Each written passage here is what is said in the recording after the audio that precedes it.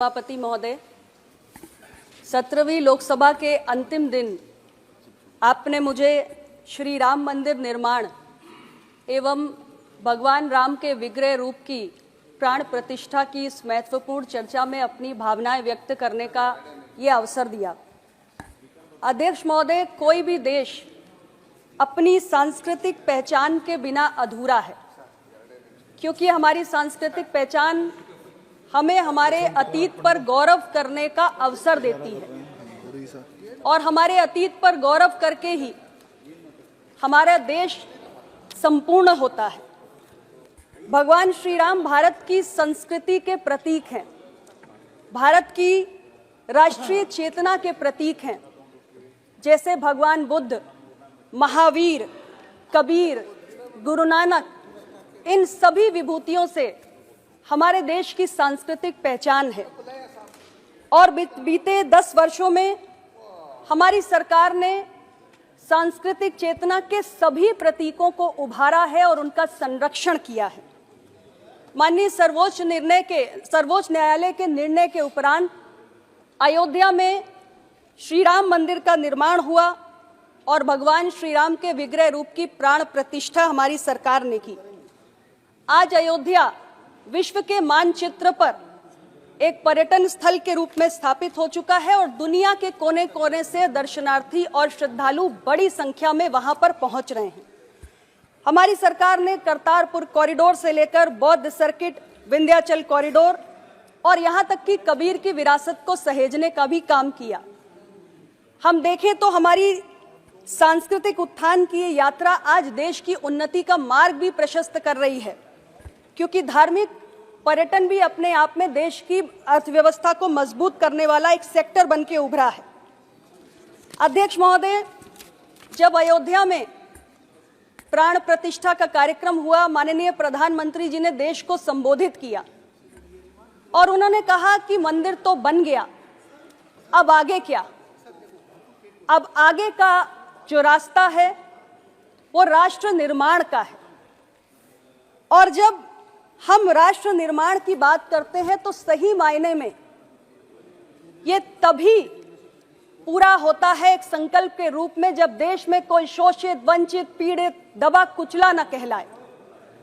जब हम भगवान श्री राम की बात करते हैं तो माता शबरी का उल्लेख होता है, निषाद राज का उल्लेख होता है और ये इस दृष्टि से महत्वपूर्ण है कि इसमें कुछ संदेश छिपे हैं।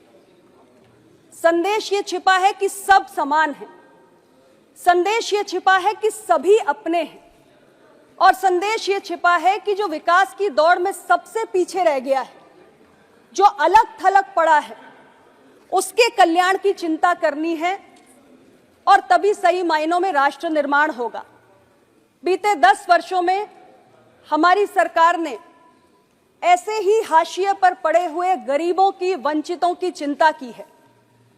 हर गरीब को रहने के लिए पक्का मकान दिया है, उसके घर तक पीने का शुद्ध जल पहुंचाया है, उसके घर तक बिजली का कनेक्शन पहुंचाया है, 80 करोड़ गरीबों को मुफ्त इलाज दिया है और 50 करोड़ से ज्यादा गरीबों को मुफ्त इलाज की सुविधा दी है। अध्यक्ष महोदय, सही मायनों में हमारे सरकार के 10 वर्षों का कार्यकाल माननीय प्रधानमंत्री श्री नरेंद्र मोदी जी के नेतृत्व में ऐसे ही दबे कुचले गरीबों के कल्याण और उनके उत्थान के प्रति समर्पित रहा।